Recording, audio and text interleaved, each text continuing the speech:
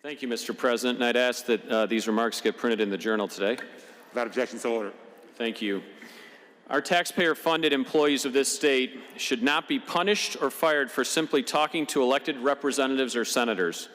Everyone in this chamber agrees with that. In fact, you have all already voted for it.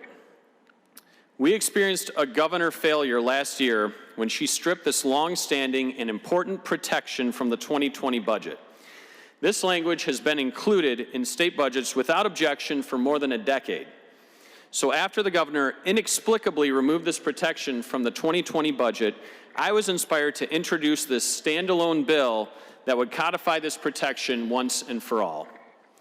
I worked closely with my Democratic colleague and friend from the 23rd District to delay the vote on this bill, to adopt the amendments that he brought forward, and to address any of the concerns that this was in any way political.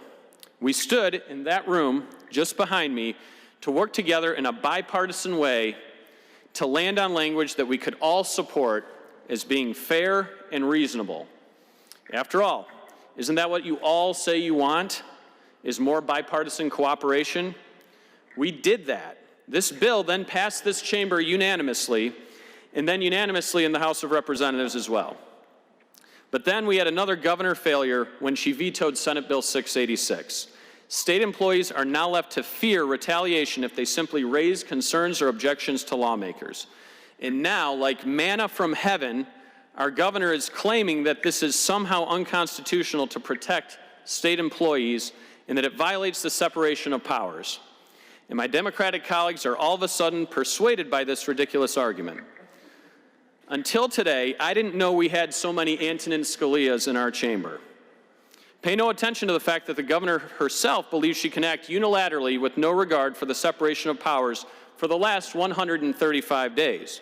Pay no attention to the fact that the governor herself voted for this very protection while serving as a member of this chamber, not once or twice, but more than a dozen times. It makes you wonder why she's trying so hard to stop this now. I shouldn't have to convince you of how important this is, but just last week, I was leaving the post office in my district and had a conversation with a state employee who wanted to bring forward concerns about unnecessary spending in his department during this COVID economic shutdown. I actually stopped our conversation and told him to wait until we take the necessary steps to override this veto and put this important protection into law. I assured him that with all members having already voted for this, that we should have no problem achieving a legislative override.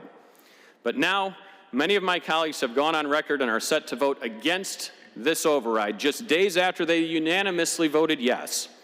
And there is a simple explanation why. It's fear. Fear of retaliation by our governor.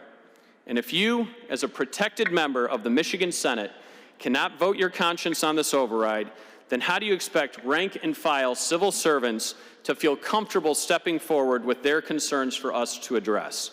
Thank you for your profiles and courage. I want to close with this. Flying a helicopter really doesn't have much at all to do with voting on legislation.